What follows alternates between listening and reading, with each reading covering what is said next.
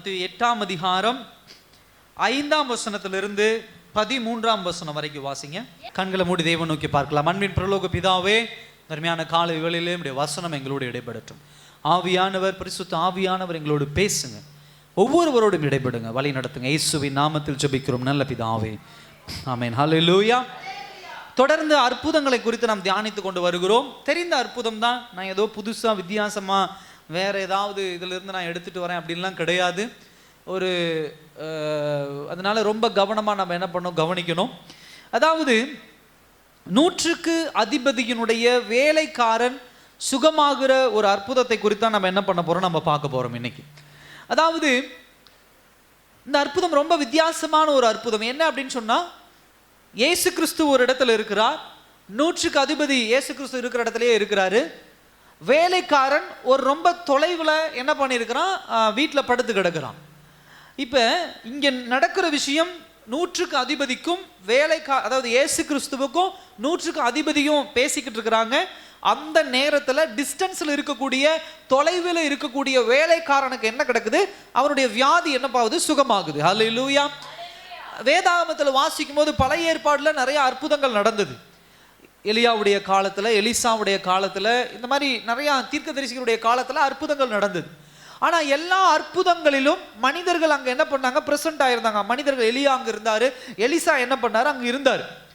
ஆனால் இங்கே நம்ம பார்க்கும்போது எலியாவுக்கும் எலிசாவுக்கும், மோசே இந்த மாதிரியான பெரிய தீர்க்கதரிசிகளுக்கும் இயேசு கிறிஸ்துவுக்கும் உண்டான வித்தியாசம் என்ன அப்படின்னா, அவருடைய வார்த்தையின் மூலமாக தொலைவிலே இருந்த இந்த வேலைக்காரன் சொஸ்தமாகிற ஒரு அற்புதத்தை நாம் என்ன பண்ண முடியுது, நம்ம பார்க்க முடியுது. ஹல்லேலூயா. ஸோ இந்த அற்புதத்தினுடைய ஒரு மிகப்பெரிய மேன்மையான ஒரு காரியம் இதுதான். ஸோ இதில் ரொம்ப முக்கியமாக ஒரு 3 கேரக்டர் தான் நம்ம கவனிக்க போகிறோம். 3 பர்சன்ஸ், 3 பேர். அதில் ஒருவர் இயேசு கிறிஸ்து, 2வது ஒருவர் 100க்கு அதிபதி, 3வது ஒருவர் யார் என்று சொன்னால் வேலைக்காரன். ஸோ இந்த 100க்கு அதிபதி யார் அப்படின்னு சொல்லி பார்க்க போறோம். அதில் முதல் பாயிண்ட் என்ன அப்படின்னா, 100க்கு அதிபதியின் வேண்டுகோள். அதாவது இன்னைக்கு பார்க்கக்கூடிய ஒரு தலைப்பு என்னவென்று சொன்னால், அதை முன்னாடி ஸ்லைட் போடுமா, தாழ்மை விசுவாசத்தினுடைய அடையாளம். என்னங்க, தாழ்மை விசுவாசத்தினுடைய அடையாளம், ஹம்பிள்னஸ். சரி, இதுல முதல் பாயிண்ட் என்ன அப்படின்னா, 100க்கு அதிபதியின் வேண்டுகோள். நல்லா கவனிங்க. இந்த அற்புதம் எங்க நடக்குது அப்படின்னு சொன்னா, கப்பர்நகூம் அப்படிங்கிற ஒரு ஊர்ல என்ன பண்ணுது, நடக்குது. கலிலேயா கடற்கரையினுடைய அந்த பகுதியில் என்ன பண்ணுது, நடக்குது. அதாவது நார்த் ஜெருசலேம் சொல்லுவாங்க, எருசலேமுக்குடைய அந்த பகுதியிலிருந்து ஒரு 100 கிலோமீட்டர் தள்ளி என்ன பண்ணுது, நடக்குது. இப்ப ரொம்ப கவனிக்க வேண்டிய விஷயம் என்ன அப்படின்னா, இயேசு கிறிஸ்து பிறந்தது நாசரேத்துல பிறந்திருந்தாலும் கப்பர்நகூம் அவருக்கு ஒரு முக்கியமான ஒரு இடமா என்ன பண்ணுது, இருக்குது. கப்பர்நகூமில் இருந்து தான் நிறைய அற்புதங்களை செய்கிறார், நிறைய இடங்களுக்கு போறாரு, திரும்ப கப்பர்நகூம் வருகிற ஒரு விஷயத்தை நாம் என்ன பண்ண முடியுது, நாம் பார்க்க முடியுது. இந்த கப்பர்நகூம் அப்படிங்கிற ஒரு ஊர் பார்க்கும்போது குறைந்தபட்சம் ஒரு 1500 பேர் பாப்புலேஷன் என்ன பண்ணுவாங்க, இருப்பாங்க, அந்த இடத்துல இருப்பாங்க. இந்த கப்பர்நகூமுடைய ரொம்ப முக்கியமான ஒரு விஷயம் என்ன அப்படின்னா, பேதுரு கப்பர்நகூமை சேர்ந்தவர், அதே போல யாக்கோபு கப்பர்நகூமை சேர்ந்தவர், யோவான் கப்பர்நகூமை சேர்ந்தவர், அந்திரேயா கப்பர்நகூமை சேர்ந்தவர், மத்தேயு கப்பர்நகூமை என்ன பண்ணவங்க, சேர்ந்தவர்கள். ஸோ இவங்க எல்லாம் ரொம்ப முக்கியமாக என்ன பண்ணவர்கள், இந்த பகுதியை சேர்ந்தவங்க. அடுத்த ஒரு விஷயம் என்ன அப்படின்னா, 100க்கு அதிபதி, செஞ்சுரியன் அப்படின்னு சொல்றாங்க. 100க்கு அதிபதி அப்படின்னு சொன்னா என்ன அர்த்தம் அப்படின்னா, இயேசு கிறிஸ்து இந்த இஸ்ரவேல் தேசத்திலே, எருசலேம் அது தலைநகரம், அங்க இருக்கிறார். நல்லா கவனிங்க. இஸ்ரவேல் தேசம் இயேசு கிறிஸ்து பிறந்த போது யாருடைய கட்டுப்பாட்டில் இருந்து அப்படின்னு சொன்னா, ரோமர்களுடைய கட்டுப்பாட்டிலே என்ன பண்ணுச்சு, இருந்துச்சு. ரோமர்கள் என்ன பண்ணாங்க, அதை அடிமையா அந்த தேசத்தை என்ன பண்ணாங்க, அடையாளப்படுத்தி மீட்டு வச்சிருந்தாங்க. அப்ப ரோமர்களுக்கு கீழே என்ன பண்ணுச்சு, அந்த தேசம் என்ன பண்ணுச்சு, இருந்துச்சு. அப்ப இந்த ரோமர்களுடைய ஒரு அதிபதி தான் யாருன்னா, இந்த ஒரு மனுஷன். இவரை எப்படி நம்ம பார்க்கலாம் அப்படின்னா, ஒரு படை தளபதியா பார்க்கலாம். இவருக்கு கீழே 100 பேர் என்ன பண்றாங்க, இருக்கிறாங்க. ஒரு ஆர்மி, ஒரு போர் தளபதிகளா என்ன பண்றாங்க, இருக்கிறாங்க. சண்டை, உதாரணத்திற்கு கப்பர்நகூமுக்கு ஒரு செஞ்சுரியன், ஒரு 100 பேர், அதுக்கு ஒரு தலைவர் இவருங்க தான் என்ன பண்ணும், கப்பர்நகூமையை என்ன பண்ணும், கட்டி காக்கணும். இவங்களுக்கு மேல ஒருத்தர் இருப்பார், சீசர் அப்படின்னு என்ன பண்ணுவார் இருப்பார். இவங்களுக்கு சீசருக்கு மேல என்ன பண்ணுவார், ரோம் தலைநகர்ல ரோம சாம்ராஜ்யத்தினுடைய ராஜா இருப்பார். நல்லா கவனிங்க, ரோம சாம்ராஜ்யத்தினுடைய ஒரு தலைவர், அதுக்கப்புறம் இஸ்ரவேல் தேசத்துல ஒரு சீசர் அப்படின்னு ஒருத்தர் இருக்கிறாரு. அதுக்கப்புறம் கப்பர் நகூமை என்ன பண்ணுவார், ஒரு கட்டிக்காக கூடிய ஒருவராக யாரு இருக்கா, இப்ப நம்ம ஊர்ல பஞ்சாயத்து தலைவருங்கிற மாதிரி அந்த மாதிரி 100க்கு அதிபதி. ஸோ இவருக்கு கீழே 100 பேர். அந்த கப்பர் நகூமை 1500 2000 பேர் இருக்காங்க. வரவங்க, உள்ள வரவங்க, வெளியே போறவங்க, எல்லாவற்றையும் கட்டுப்பாட்டுக்குள்ள கட்டுக்கோப்புக்குள்ள வைத்திருக்கக்கூடிய ஒருவர். ஸோ இவர் நல்ல ஒரு அந்த கப்பர் நகூமில் ஒரு பவர்ஃபுல்லான ஒரு ஆள். ஆனா இவர் யூதன் கிடையாது, ஆபிரகாமினுடைய சந்ததி கிடையாது. இவர் யாருங்க, ஒரு புறஜாதியான், ஒரு ரோம சாம்ராஜ்யத்தை சேர்ந்த ஒரு ஆள். இப்ப மூணாவது ஒரு கேரக்டர், யார் ஒரு கேரக்டர் அப்படின்னு சொன்னா, அவரிடத்துல இருக்கக்கூடிய ஒரு வேலையாள். அவர் என்ன சொல்றாரு, என் வீட்டுக்குள் பிரவேசிக்க நான், அதாவது 5ஆம் வசனத்துல பிரவேச 100 ஒரு இடத்துல இருந்து ஆண்டவரே என் வேலைக்காரன் வீட்டிலே திமிர்வாதமா என்ன பண்ணா கிடந்தான். இப்ப இந்த 2 கேட்டகரியா பிரிக்கலாம். அவனுக்கு கீழே வேலை செய்யற அந்த ஆர்மி 100 பேர் இருக்காங்க பாத்தீங்களா, போலீஸ்காரங்க, ராணுவ ஆட்கள் அப்படி கூட வச்சுக்கலாம். அவங்க 100 பேர் வேற. இப்ப இவன் வீட்டிலே வேலை செய்யக்கூடிய ஒரு வேலைக்காரன், என்னங்க, வீட்டில வேலை செய்யக்கூடிய ஒரு வேலைக்காரன். இவன் நோய்வாய்ப்பட்டிருக்கிறான். இவன் நோய்வாய்ப்பட்டிருக்கிறான்னு சொல்லி கப்பர் நகூமில இயேசு இருக்கிறார் என்பதை கேள்விப்பட்டு இந்த 100க்கு அதிபதி யாரிடத்துல வந்து நிற்கிறான், இயேசுவிடத்துல வந்து நிற்கிறான். எதற்காக வந்து நிற்கிறான், என் வேலைக்காரன் என்ன பண்ணணும், சொஸ்தமாக்கப்படணும். அல்லேலூயா. இந்த பாயிண்ட் தியானிக்கும் போது இந்த 100க்கு அதிபதிக்கும் வேலைக்காரனையும் குறித்து இயேசு கிறிஸ்துவிடத்துல 100க்கு அதிபதி வந்து நிக்கிறத பார்க்கும்போது ஒரு ரொம்ப ஆச்சரியப்பட்ட ஒரு விஷயம் அதுதான். இன்னைக்கு ஒரு கடவுளிடத்துல எத்தனை பேர் ஒரு முதலாளி தொழிலாளிக்காகவோ, தொழிலாளி முதலாளிக்காகவோ, ஒருவர் பக்கத்து வீட்டுக்காரருக்கோ இல்ல மற்றவர்களுக்கோ எத்தனை பேர் நம்ம வேண்டிக் கொள்றோம், ரொம்ப குறைவான ஆட்கள் தான். ஆனா இவ்வளவு பெரிய மேலிடத்துல இருக்கக்கூடிய ஒரு ஆள், ஒரு வேலைக்காரன் நோய்வாய்ப்பட்டு இருக்கிறான், அவன் சரியாகணும்னு சொல்லி யார் இடத்துல வராங்க, இயேசுவிடத்துல வரார். இதை எப்படி பார்க்கலாம் அப்படின்னு சொன்னா, ஏன்னா அந்த காலத்துல வேலைக்காரர்களுக்கு ரொம்ப முக்கியத்துவம் கிடையாது. நல்லா கவனிங்க, அப்பதான் இந்த பிரசங்கம் புரியும். வேலைக்காரர்கள் ரொம்ப முக்கியத்துவம் கிடையாது, அவங்க அடிமைகள். அப்ப சாகுற வரைக்கும் வேலை செய்யணும், செத்துட்டியா தூக்கி அந்த பக்கம் போட்டு போயிடுவாங்க, அவ்வளவுதான். அதுல இரக்க குணமோ அவன் மேல பரிதாபப்படுறதோ அப்படிலாம் ஒண்ணுமே கிடையாது. அப்ப இவன் இப்ப உதாரணத்துக்கு நம்ம ஒரு வண்டி வாங்குறோம், அடிச்சு வண்டி அங்க ஓட்டி இங்க ஓட்டி என்ன பண்றோம், பெண்டை கழட்டுறோம். வண்டி சரியில்லைன்னா ஐயோ வண்டி போச்சேன்னு உட்காந்து அழுதுட்டு இருக்கமா, இல்லை அது என்ன விலைக்கு போகுது, 2ஆம் விலைக்கு போட்டு புது வண்டி வாங்கிட்டு போயிடுறோம். பழைய வண்டி குறித்து ரொம்ப கவலைப்படுறதெல்லாம் கிடையாது. பழைய மிக்சியை குறித்து கவலைப்படுறது இல்லை, பழைய ஃப்ரிட்ஜை குறித்து நாம என்ன பண்றது இல்லை, கவலைப்படுறது கிடையாது. அந்த ஸ்டேட்டஸ் தான் என்னன்னா வேலைக்காரர்களுக்கு. அப்படிப்பட்ட நேரத்தில் தன்னுடைய இடத்தை விட்டு, தன்னுடைய மேன்மையை விட்டு, ஒரு வேலைக்காரனுக்காக ஒரு அதிபதி, ஒரு மிகப்பெரிய ஸ்தானத்தில் இருக்கிறவன் யாரிடத்துல வந்து நிற்கிறான், இயேசுவிடத்திலே வந்து நிற்கிறான். அல்லேலூயா. அப்ப காலையில இந்த தியானத்தை பண்ணும்போது கர்த்தர் என்னோடு பேசின விஷயம் அதுதான். எல்லாம் முடிச்சுட்டு நான் வெளியே வேடிக்கை பார்த்துட்டு இருக்கும்போது கர்த்தர் என்னோடு பேசின விஷயம் தான். எனக்கு எப்படி பிடிச்சது அப்படின்னா, இந்த 100க்கு அதிபதிக்கும் வேலைக்காரனுக்கும் எப்படிப்பட்ட ஒரு உறவு. அல்லேலூயா. எப்படி வீட்டுக்காரருக்கு உடம்பு சரியில்லைனாவே மனைவிமார்கள் கவனிக்கிறது இல்லை, மனைவிக்கு உடம்பு சரியில்லைன்னா வீட்டுக்காரரை கவனிக்கிறது கிடையாது, தாய் தகப்பனுக்கு உடம்பு சரியில்லைனா பிள்ளைகள் கவனிக்கிறது கிடையாது. இப்படிப்பட்ட உலகத்தில் நம்ம வாழ்ந்து கொண்டு இருக்கிறோம். ஆனா அந்த காலகட்டத்தில் உதாசீனப்படுத்தப்படுகிற ஒரு வேலைக்காரனுக்காக ஒரு முதலாளி வந்து நிக்கிறானா, நம்ம எப்படி புரிஞ்சுக்கணும்னா, அந்த முதலாளிக்கும் வேலைக்காரனுக்கும் இருக்கக்கூடிய ஒரு ஐக்கியம், ஒரு உறவு. நான் இப்படி யோசிச்சேன், எத்தனையோ வேலைக்காரர்கள் நோய்வாய்ப்பட்டு இருக்கலாம், எத்தனையோ வேலைக்காரர்கள் முடியாம இருந்திருக்கலாம், அவர்கள் மேலெல்லாம் இந்த கரிசனை இல்லாமல் இந்த வேலைக்காரன் மீது இவர் கரிசனை வைத்திருக்கிறார்னா எதற்காக அப்படின்னு சொன்னா, அவர் மீது வைத்த அன்பு. ஒருத்தர் மீது ஸ்பெஷலா ஒரு அன்பு வருது அப்படின்னா அதுக்கு என்ன அர்த்தம், அந்த அன்புக்கு பாத்திரமாக அந்த வேலைக்காரன் அவ்வளவு நன்றி உள்ளவனாக, விசுவாசம் உள்ளவனாக, ஒரு கீழ்ப்படிந்தவனாக யாரிடத்துல இருந்திருக்கிறான், இந்த 100க்கு அதிபதி கிட்டத்தில் இருந்திருக்கிறான். ஹல்லேலூயா. அப்ப ஒரு வேலைக்காரனுக்கு ரொம்ப முக்கியமான ஒரு விஷயம் என்ன அப்படின்னா நன்றி, அந்த விசுவாசம், அந்த கீழ்ப்படிதல், நன்றி உள்ள ஒரு தன்மை. அப்படிப்பட்ட நன்றி மனப்பான்மையோடு முதலாளி இடத்துல, எஜமான இடத்துல இந்த வேலையால் இருந்ததுனாலதான் இவனுக்கு உடம்பு சரியில்லைன்னு தன்னுடைய தன்மானத்தை விட்டு, தன்னுடைய அதிகாரத்தை விட்டு, தன்னுடைய மேன்மையை விட்டு என்ன பண்றான், இயேசுவிடத்துல வந்து என்ன பண்றான், வேண்டுகோள் வைக்கிறான். அவன் கெஞ்சி கேட்கிறான் கடவுள் இடத்துல, இயேசுவின் இடத்துல. அல்லேலூயா. அதனாலதான் அவன் சொல்றான், ஆண்டவரே போவென்றால் போவார்கள், வா என்றால் வருவார்கள், அவ்வளவு அதிகாரம் படைத்தவன் நான். ஆனால் இன்றைக்கு நான் உம்முடைய பாதத்துல வந்து நிக்கிறேன். என் மனைவிக்காகவோ என்னுடைய பிள்ளைகளுக்காகவோ என்னுடைய உறவினர்களுக்காகவோ அல்ல, எனக்கு நன்றி உள்ளவனாக, விசுவாசம் வைத்தவனாக, நம்பிக்கை உள்ளவனாக யார் இருந்தா? என்னுடைய வேலைக்காரன் இருந்தான். இப்ப அவன் ஒரு டெரிபிள் சஃபரிங், அதாவது ஒரு மரண தருவாயில் அவன் இருக்கிறான் என்று சொல்லி என்ன பண்றான்? வந்து நிக்கிறான். அல்லேலூயா.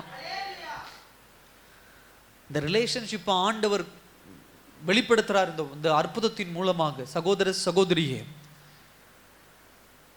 அதுல முதல் காரியம் அதுதான். இயேசுவின் இடத்துல உதவிக்காக என்ன பண்ணுகிறான்? அவன் வந்து நிற்கிறான். அவனுடைய விஷயங்களை எல்லாம் சொல்றான். 100 பேர் என் இடத்துல இருக்கிறாங்க அப்படிங்கிற விஷயம் எல்லாம் சொல்லிட்டு அவன் சொல்றான். ஆங்கிலத்தில் இதை நம்ம எப்படி சொல்லலாம் அப்படின்னா பேரலைஸ்டு அப்படின்னு சொல்லுவாங்க. பேரலைஸ்டு அப்படின்னு சொன்னா என்ன அப்படின்னா முடக்குவாதம் போல, ஒரு கொடூரமான ஒரு முடக்குவாதம், ஒரு கடினமான ஒரு நிலைமையில என்ன பண்ணுகிறான்? இருக்கிறான். அப்ப ஒரு 100க்கு அதிபதி அப்படிப்பட்ட வேலைக்காரனாக ஆண்டவரிடத்துல வந்து என்ன பண்றான்? என் வேலைக்காரனை சொஸ்தமாக்குங்கப்பா என்று சொல்லி வந்து என்ன பண்றான்? நிக்கிறான். சகோதர சகோதரி, இதுல முதல் பாயிண்ட் நம்ம கற்றுக்கொள்ள வேண்டிய விஷயம் அதுதான். கர்த்தருக்கு நம்ம எந்த அளவுக்கு நன்றி உள்ளவர்களாக இருக்கிறோம், கர்த்தரிடத்துல எப்படி அன்புள்ளவர்களாக இருக்கிறோம், கர்த்தரிடத்துல எப்படி விசுவாசம் உள்ளவர்களாக இருக்கிறோமோ, அதே போல இந்த உலகத்திலும் சில நேரங்களிலே நமக்கென்று மேலே இருக்கிற ஒரு இடத்துல நாம் எப்படி உள்ளவர்களாக இருக்க வேண்டும்? உண்மை உள்ளவர்களாக இருக்கணும். அல்லேலூயா. நன்றி உள்ளவர்களாக இருக்கணும். உலக மனுஷன் உண்மை இல்லாதவனா இருக்கலாம், உலக மனுஷன் நன்றி இல்லாதவனா இருக்கலாம். ஆனா வேதத்தை கற்று தேர்ந்து நான் தேவனுடைய பிள்ளை, சத்தியத்தை அறிந்த பிள்ளை, நான் ஆண்டவருக்குள்ள ரட்சிக்கப்பட்டு 10 வருஷம் ஆகுது, 15 வருஷம் ஆகுது அப்படின்னா ஒருவர் 1 டம்ளர் தண்ணி கொடுத்தாலும் அந்த 1 டம்ளர் தண்ணிக்கு காலம் முழுவதும் உண்மை உள்ளவர்களாக என்ன பண்ணும்? இருக்கணும். அல்லேலூயா. அதுக்காக பிளைண்டா அவங்க சொல்றதை எல்லாம் கேளுங்க அப்படிங்கிறத நான் சொல்லல. நல்லா கவனிக்கணும். அவங்களுக்கு உண்மை உள்ளவர்களா இருக்கணும், நன்றி உள்ளவர்களா இருக்கணும். அப்படின்னு சொன்னா அவர்களுக்கு எதிராக செயல்படாமல், அவர்களுக்கு தீமை நினைக்காமல், எப்படி இந்த செஞ்சுரியன், இந்த 100க்கு அதிபதி தன்னுடைய வேலையாளுக்கு உடம்பு சரியில்லைன்னா தேவ சமூகத்தில் நின்று வேண்டிக் கொண்டானோ, அதுபோல தேவ சமூகத்தில் முழங்கால் படியிட்டு அவர்களுக்காக ஜெபிக்கிற ஒரு மனநிலைமையை கர்த்தர் உங்களுக்கு எனக்கு கொடுக்கணும். அல்லேலூயா. இதை கர்த்தர் எதிர்பார்க்கிறார். அதனாலதான் இப்படிப்பட்ட ஒரு அற்புதத்தை எழுதி வச்சிருக்கிறார் ஆண்டவர். எவ்வளவு வேதவசனம் சொல்லுது, நிறைய அற்புதங்களை செய்தார். அதை எழுதினால் வேதாகமம் போதாது. அதனால நமக்கு எது தேவையோ அதை தான் எழுதி வச்சிருக்கிறார் ஆண்டவர். இன்னைக்கு தேவ பிள்ளைகள் எத்தனை பேர் இயேசு கிறிஸ்துவை கும்பிடுகிறனா, இன்னைக்கு உலக ஜனங்களுக்கு முன்பாக அப்படி நன்றி உள்ளவர்களாக, உண்மை உள்ளவர்களாக நம்ம வாழ்றோம்? உங்களுக்கும் எனக்கும் உதவி செய்தவர்கள் அவர்கள் யார் வேணா இருக்கட்டுமே, இயேசுவை அறியாதவர்களாக இருக்கட்டும், உலகப்பூர்வ மனுஷங்களாக இருக்கட்டும், ஒரு உதவி செஞ்சுட்டாங்க, ஒரு நன்மை நமக்காக அவங்க முன்னாடி நின்று செய்யறாங்க அப்படின்னு சொன்னா அவர்களுக்கு நன்றி உள்ளவர்களாக, அவரிடத்துல அன்பு செலுத்தவர்களாக இருக்கிறோமா? சில நேரங்கள்ல உள்ள வெஞ்சன்ஸை வச்சுட்டு, உள்ள என்ன பண்ணணும், வக்கரத்தை வச்சுட்டு வெளியே சிரிச்சுக்கிட்டு நடிக்கிறோம் நம்ம. சில நேரத்தில் சில பேர் நன்றி செய்யும் போது, சில எப்படி அவங்க உதவி செய்யும் போது சந்தோஷமா கையை நீட்டி எல்லா உதவியும் சிரிச்சுக்கிட்டு வாங்கிட்டு, காலம் வரும்போது, சூழ்நிலை வரும்போது, நமக்கு எதிராக நிற்பவர்களுடைய நிலைமை மாறும்போது அந்த இடத்துல நன்றி இல்லாதவர்களா கடந்து போறோம். அல்லேலூயா. கர்த்தர் எல்லாவற்றையும் பார்க்கிறார். அதான் அடிக்கடி சொல்றது உண்டு. சில நேரத்தில் நான் யோசிப்பேன், சிலர் நமக்கு நன்மை செய்தாதான் நம்ம அவங்களோட நன்றி உள்ளவர்களா இருக்கணும் அப்படின்னு கிடையாது. நமக்கு நன்மை செய்யணும்னு ஒருத்தன் நினைக்கிறான் பாத்தீங்களா, அப்பவே நான் அவனுக்கு நன்றி உள்ளவராக இருக்கணும். அல்லேலூயா. அவனால நன்மை செய்ய முடியுதோ முடியலையோ, ஆனா இவங்களுக்கு ஒரு நன்மை செய்யணும்னு நினைக்கிறது சில ஆக்டிவிட்டிஸ் மூலியமா, சில செயல்பாடுகள் மூலியமா உலக மனுஷன் நமக்கு தெரியப்படுத்துறான் பாருங்க. அவனுக்கு நன்றி உள்ளவர்களா இருங்கன்னா உங்க சொத்தை வித்து கொடுங்க, உங்க பாக்கெட்ல உள்ள பணத்தை எல்லாம் கொடுங்க, அப்படி சொல்லல. நான் நன்றி உள்ளவர்களா எப்படி இருக்கணும்னு உங்களுக்கு தெரியும். ஒருவேளை அவங்களுடைய மனது மாறி, அவங்களுடைய சூழ்நிலைகள் மாறி நமக்கு எதிராக அவர்கள் தீவினை செய்தாலும், அவர்கள் செய்த நமக்கு முன்காலத்தில் செய்த நன்மையை நினைச்சு அவர்கள் நமக்கு தீவினை செய்தாலும் அந்த தீவினை குறித்து எண்ணாமல் இன்னமும் அவர்களுக்கு நம்ம எப்படிப்பட்டவர்களாக இருக்கணும்? நன்மை செய்கிறவர்களாக இருக்கணும். அல்லேலூயா. நன்றி உள்ளவர்களா இருக்கணும். சில நேரத்தில் நம்ம பேசுற வார்த்தை, எனக்கு நன்றி இல்லாதவங்களா இருக்கிறாங்க ஐயா, எனக்கு நன்றி இல்லாதவங்களா இருக்கிறாங்கன்னு சொல்லி நமக்கு பிறரை குறித்து நாம கம்ப்ளைண்ட் பண்றது உண்டோ தவிர, பிறரை குறித்து குறை சொல்வதை உண்டோ தவிர, நாம எப்படி இருக்கிறோம் அப்படிங்கிறது ஒரு மிகப்பெரிய கேள்வி. எத்தனை பேருக்கு நம்ம நன்றி உள்ளவர்களா இருந்தோம்? உங்க வாழ்க்கையில வந்து உங்களுக்கு நன்மை செய்தவர்களுக்கு எத்தனை பேருக்கு நன்றி உள்ளவர்களா நீங்க இருக்கிறீங்க? கொஞ்சம் யோசிச்சு பாருங்க. இப்படிப்பட்ட ஒரு ரிலேஷன்ஷிப்பை நம்ம இந்த உலகத்துல காண்பது ரொம்ப அரிது. இன்னைக்கு 2026 20ஆம் நூற்றாண்டுல இருக்கிறோம். 26வது வருஷம், 2026 வருஷம் ஆகுது. இந்த 2026 வருடங்களா இப்படிப்பட்ட ஒரு உறவை இந்த உலகத்துல நம்ம பார்க்க முடியறது இல்லை. ஆனா இத்தனை வருடங்களுக்கு முன்பாக இப்படிப்பட்ட உறவை கர்த்தர் நமக்கு என்ன பண்ணிருக்கிறார்? எழுதி வைத்திருக்கிறார். அல்லேலூயா. அப்ப இந்த 100க்கு அதிபதி அவன் ஒரு யூதன் கிடையாது. அவன் யார் என்று சொன்னால் இஸ்ரவேலர்களை அடிமைப்படுத்தின ஒரு மனிதன். இயேசுவை பற்றி தெரியாது, மேசியாவை பற்றி தெரியாது, ஆபிரகாமை பற்றி தெரியாது, ஆபிரகாமுடைய வாக்குத்தத்தத்தை பற்றி தெரியாது. ஆனால் இயேசுவை குறித்து தெரிந்து இயேசுவிடத்திலே வந்து அதிகாரத்தோடு மிரட்டுகிற துணையிலே இல்லாமல் ஒரு ரிக்வெஸ்டா, வேண்டுகோளா என்ன பண்றான்? வந்து நிக்கிறான். அல்லேலூயா. சோ முதல் பாயிண்ட் அதுதான், வேண்டுகோள். அந்த விஷயத்தை ரொம்ப கவனமா நம்ம என்ன பண்ணணும்? கவனிக்கணும். சகோதர சகோதரியே, யூதர்கள் இயேசுவை, அதாவது இந்த யூத ஜனங்கள் அந்த காலகட்டத்தில் இந்த மாதிரியான புறஜாதி ஜனங்களை ரொம்ப அசுத்தமா நினைச்சது உண்டு. இந்த உலகத்துல இன்னைக்கு நம்ம பார்க்கிறோம் பாருங்க, இந்த ஜாதி பெருமை, இந்த பணப்பெருமை, இந்த மாதிரியான காரியங்கள், எல்லா மனுஷனும் ஏதோ ஒரு இடத்துல ஒரு பெருமையை வச்சுட்டு தான் நம்ம இருக்கிறோம். அல்லேலூயா. சத்தமா சொல்லுங்க. தூங்கிடக்கூடாது. சில நேரத்தில் ஐயா என்ன ஜாதியை வச்சு என்ன கேவலமா பேசுறாங்க ஐயா அப்படிங்கிறோம். அதே சமயத்தில் அப்படிப்பட்ட நாம இன்னொருவரை தரகுறவா பேசுறது உண்டு. அப்படி பேசும்போது அதுல ஒரு மனப்பாங்கு வருது. எல்லா இடத்துலையும் நியூட்ரலைஸா இருக்கணும், எல்லா இடத்துலையும் பேலன்ஸ்டா இருக்கணும். அல்லேலூயா. எந்த இடத்துலையும் முன்னையும் பின்னையும் என்ன பண்ணக்கூடாது?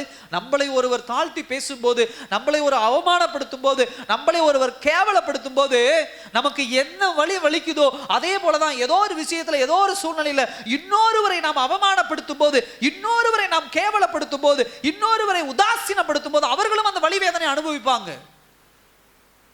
இன்னொருவர் உங்களை ஏதோ ஒரு பாயிண்ட் வச்சு அவமானப்படுத்துறாங்கன்னா நீங்க அதை பாயிண்ட் இல்லாம வேற ஒரு பாயிண்ட் வச்சு அவமானப்படுத்துறீங்க. அல்லேலூயா.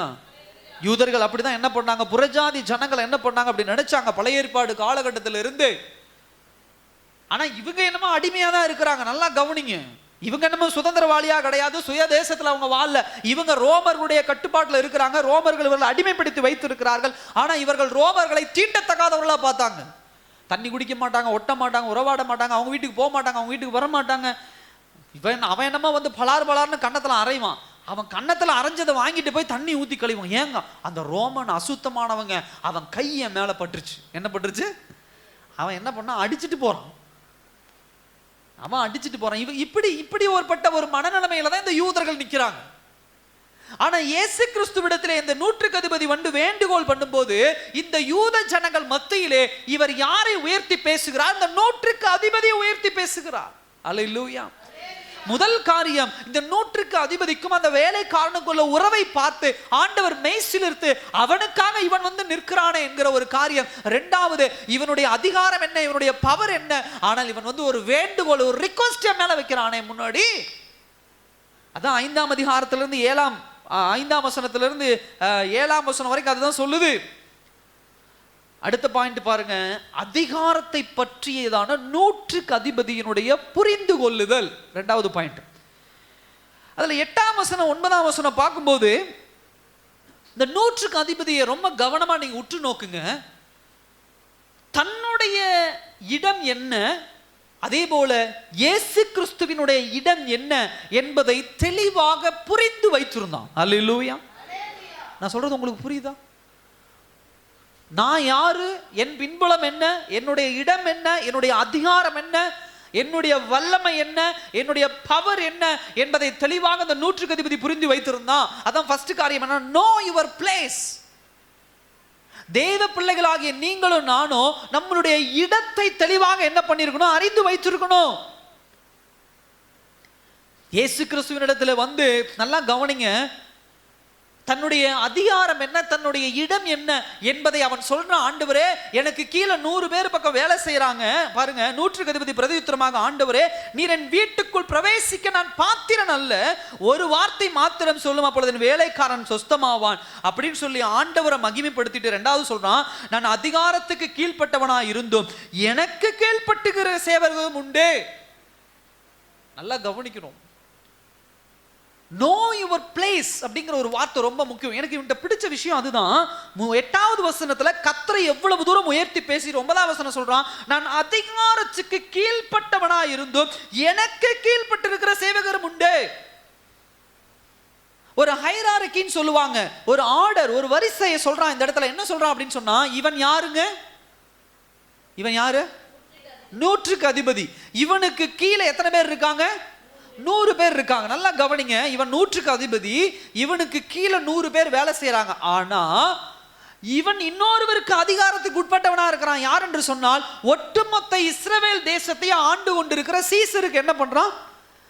அதிகாரத்துக்கு உட்பட்டவனாக இருக்கிறான்.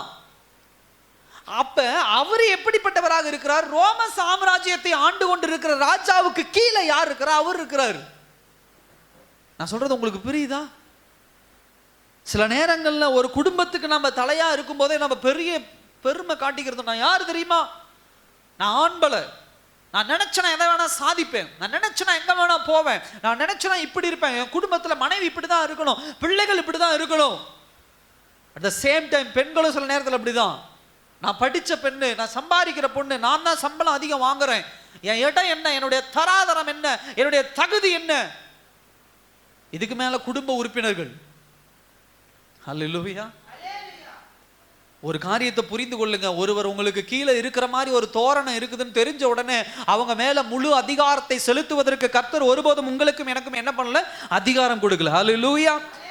ஒரு கணவன் மனைவிங்கிற ரிலேஷன்ஷிப்ல கணவனை ஆண்டவர் தலையாய் வைத்திருக்கிறாருன்னா அவங்க மேல அதிகாரம் செலுத்துவதற்காக கிடையாது, அவர்களை ப்ரொடெக்ட் பண்ணுவதற்காக, அவர்களை பிரிசர்வ் பண்ணுவதற்காக, அவர்களை பாதுகாப்பதற்காக, அதே போல அவர்களை என்ன பண்ணுவதற்காக, தனக்குண்டான உதவிகளுக்கு கர்த்தர் கொடுத்து வைத்திருக்கிறார், ஒரு சரீரமாக வைத்திருக்கிறார் என்பதை அறிந்து செயல்படுவதற்காக. அல்லேலூயா. ஒரு முதலாளிங்கிற ஒரு ஸ்தானத்தை கடவுள் உங்களுக்கு கொடுத்திருக்கிறார் அப்படின்னு சொன்னா, உங்களுடைய தொழிலாளிகளுக்கு உண்டான தேவைகளை பூர்த்தி செய்து, அவர்கள் மூலியமாக உங்கள் தேவைகளை பூர்த்தி செய்து, அவர்களுக்கு உண்டான பாதுகாப்பை கொடுப்பதுதான் ஒரு முதலாளியினுடைய வேலை. இயேசு கிறிஸ்து உங்களை என்னை அப்படிதான் வைத்திருக்கிறாரோ தவிர அதிகாரம் செலுத்துவதற்காக ஆண்டவர் உங்களை என்னை படைக்கல, அத்தாரிட்டி செலுத்துறது இல்லை. அதுதான் இந்த 100க்கு அதிபதி சொல்றான், ஆண்டவரே இந்த ஊர் மக்கள் கப்பர்நகூமில் இருக்கக்கூடிய ஜனங்கள் 100 பேருக்கு மேல ஒரு ஹெட்டா என்ன வச்சிருக்கிறார்னு பாக்குறாங்க. ஆனா எனக்கு மேல ஒருத்தர் உண்டு. அல்லேலூயா. அவர் இஸ்ரவேலை ஆண்டு கொண்டு இருக்கிறவர். அவருக்கு மேல ஒருவர் உண்டு. அவர் ரோம என்ன பண்ணி கொண்டு இருக்கிறார்? ஆண்டு கொண்டு இருக்கிறார். அல்லேலூயா. எல்லாவற்றிற்கும் மேல ரோமை ஆண்டு கொண்டிருக்கிறவருக்கு மேல உண்டு. அவர் யார் என்றால் கடவுள். அல்லேலூயா. இதை தெளிவாக புரிந்து வைத்திருந்தார். அந்த புரிந்து கொள்ளுதல் இருக்கணும். அதுதான் மத்தேயு 5ஆம் அதிகாரம் 3ஆம் வசனத்தை கூட ஒரு இடங்களை வாசிங்க. மத்தேயு 5:3 வாசிங்க.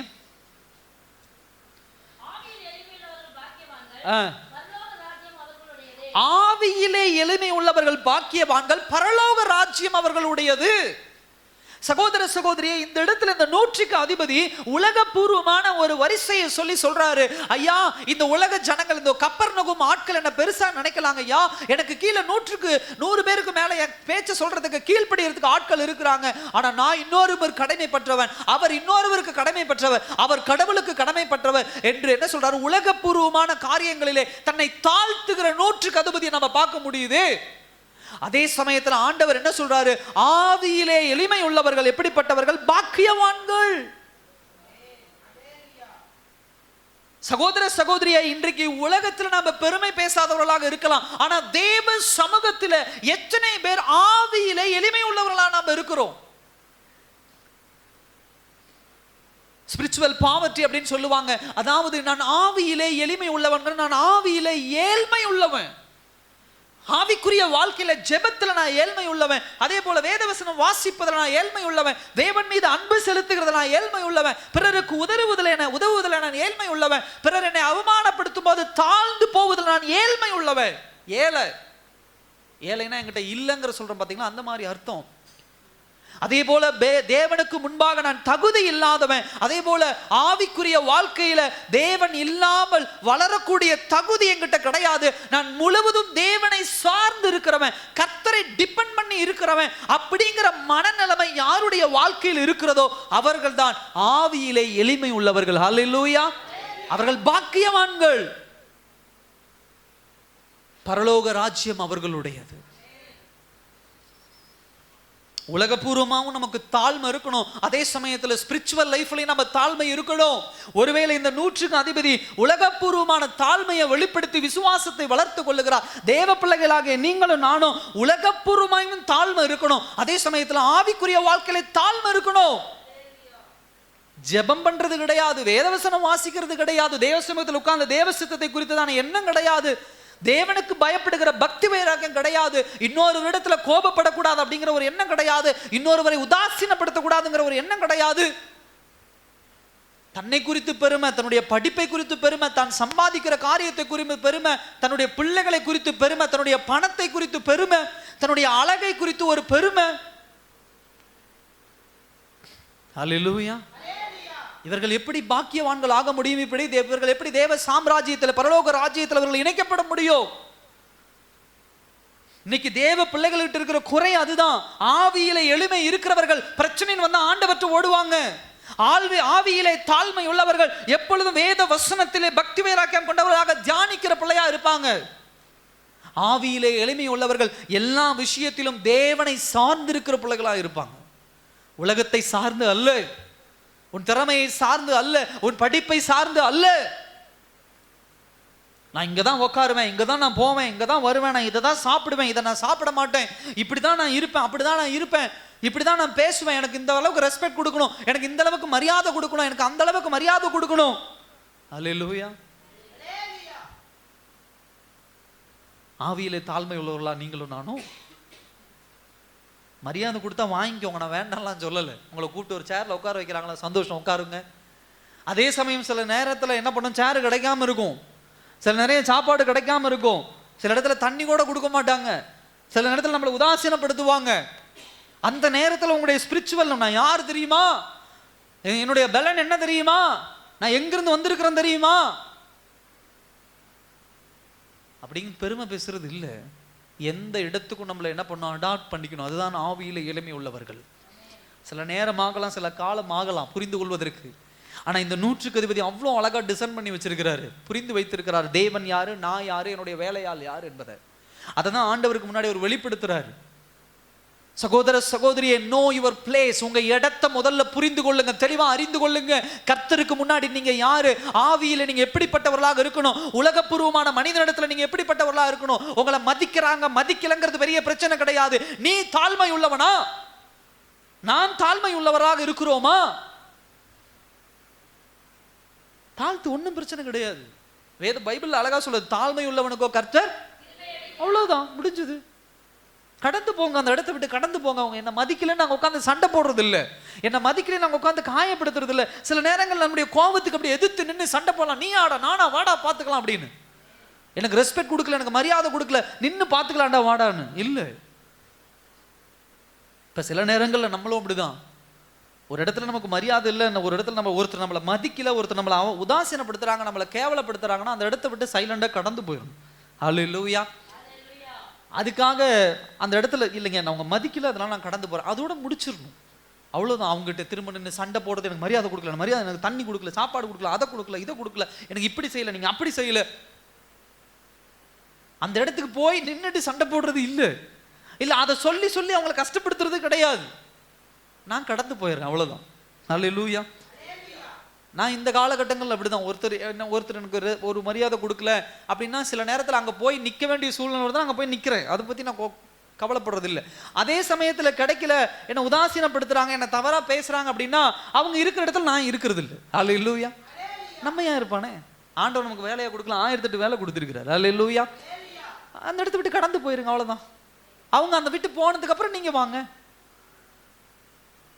அல்லேலூயா. கொஞ்ச நாட்கள் ஆகட்டும், அதுக்கப்புறம் அவங்க இருந்தாலும் சரி இல்லாமல் போனாலும் சரி, அதை பற்றி நம்ம பெருசாக எடுத்துக்க வேண்டாம். அவங்க நம்மளை பார்க்குறாங்களா பார்க்கலையா அதுவும் நமக்கு தெரியும். ஏன்னா ஒரு புரிந்து கொள்ளுதல் வர வர சில விஷயங்களை நம்மளை விட்டு கொடுத்து போகணும். அப்போ தான் கர்த்தர் நம்ம என்ன பண்ணுவார், இன்னும் என்ன பண்ணுவார் அப்படின்னா பலப்படுத்துவார், இன்னும் சில இடங்களை நிலைநிறுத்த நமக்கு உதவி செய்வார். அல்லேலூயா. அப்போ ஆவிக்குரிய அப்படிப்பட்ட ஒரு தாழ்மை என்ன பண்ணும், இருக்கணும். இது இந்த 100க்கு அதிபதி இடத்துல பார்க்க முடியுது. அதே போலதான் கடந்த வாரத்தில் நம்ம பார்த்தோம். கடந்த வாரத்தில் குஷ்டரோகம் உள்ள ஒரு மனுஷனை பார்த்தோம். அவனும் அப்படிதான் தேவ சமூகத்துல வந்து நின்று, நான் அவ்வளவு தூரம் நடந்து வந்துட்டேன், கர்த்தர் சுகமாக்க வல்லமை உள்ளவர், நான் ஒரு யூத குலத்தை சேர்ந்தவன், அதனால என்னை சுகப்படுத்துகிற ஒரு கட்டாயம் இயேசுவுக்கு உண்டுன்னு சொல்ல ஆண்டவர் சொல்ற, ஆண்டவரே உமக்கு சித்தமானால் நீங்க என்ன பண்ணுங்க. தன்னுடைய இடத்தை புரிந்து கொண்டாங்க தேவ சமூகத்துல. அதிகாரம் போடுகிற இடத்துல நீங்களும் நானும் கிடையாது, ஆண்டவருடைய சமூகத்துல. ஹல்லேலூயா. நம்மளை சுற்றி நடக்கிற விஷயங்கள் இப்படிதான் நடக்கணும், இப்படி நடக்கக்கூடாது, இந்த மாதிரி தான் நடக்கணும், இந்த மாதிரி தான் போகணும் அப்படி என்று சொல்லி கர்த்தருக்கு கட்டளை போடுகிற இடத்துல நீங்களும் நானும் கிடையாது. ஒரு நாள் ஆண்டவர் மோசேயை உயர்த்தி வச்சிருக்கிறாருன்னு மிரியம் தங்கச்சி வந்து சண்டை, தங்கச்சி அக்கா, மோசே தான் கடைசி பிள்ளை. முதல்ல மிரியம், ரெண்டாவது ஆரோன், மூணாவது மோசே. ஒரு நாள் சண்டை வந்துருச்சு. உன்னதான் ஆண்டவர் அழைச்சாரா, உன்னதான் ஆண்டவர் பெரிய ஆளா வச்சாரா, நான் இல்லையா, என் தம்பி ஆரோன் இல்லையா, உன்னதான் ஜனங்கள் பெருசா நினைக்கிறாங்க, ஆரோனுக்கு எல்லாம் வல்லமை உண்டு, எல்லாம் அதிகாரம் உண்டு. நாங்கள் மோசே சொன்னா, இல்லம்மா விடுமா, ஆண்டவர் அப்படி சொல்லி இருக்கிறார், விட்டு, இது ஒரு பெருசா எடுத்துக்காத, விடு அப்படின்னு. இல்லடா உனக்கெல்லாம் அப்படி இருக்க முடியாது, உனக்கு கீழ்ப்படிய முடியாது, மற்றவங்க வேணா உனக்கு கீழ்ப்படியலாம், உனக்கு முன்னாடி நாங்கள் அம்மா வயிற்றுல பிறந்தவங்க அப்படி ஒரு டைலாக்லாம் விடுவோம்ல. நான் தான் மூத்தவன், நான் தான் மூத்த புள்ள, என் தம்பி ரெண்டாவது, நீ மூணாவது தாண்டா, நீ சொல்ற பேச்ச நாங்க ஒன்னதான் ஆண்டவர் பயன்படுத்துவாரடா அப்படின்னு சண்டை போட்டோன்னு அடுத்த நிமிஷம் பார்த்தா அந்த அம்மாவுக்கு என்ன வந்துருச்சு, குஷ்டம் வந்துருச்சு, வெண்குஷ்டம் வந்துருச்சு. ஆண்டவர் தண்டிச்சிட்டார். ஹல்லேலூயா. தம்பியோ அண்ணனோ தங்கச்சியோ அக்காவோ சின்ன பிள்ளையோ பெரிய பிள்ளையோ கர்த்தர் ஒருத்தரை பயன்படுத்துறாங்க அப்படின்னு சொன்னா அவங்களுக்கு உண்டான கனமும் ரெஸ்பெக்டும் கொடுக்கறதா நம்முடைய வேலை. ஹல்லேலூயா. எந்த இடத்துல யாரையும் பார்த்து பொறாமைப்படுகிறதோ, எந்த இடத்துல யாரையும் எதிர்த்து நிற்கிற வேலை நம்ம வேலை கிடையாது. ஹல்லேலூயா. சத்தமா சொல்லுங்க. இன்னைக்கு ஆண்டவர் உங்களை ஆசீர்வதிச்சிருக்கிறார், எனஃப் அப்படின்னு நின்றுணும், முடிஞ்ச தேவை, ஸ்தோத்திர ஆண்டவரே, நன்றி ஆண்டவரேன்னு இருந்துடணும்.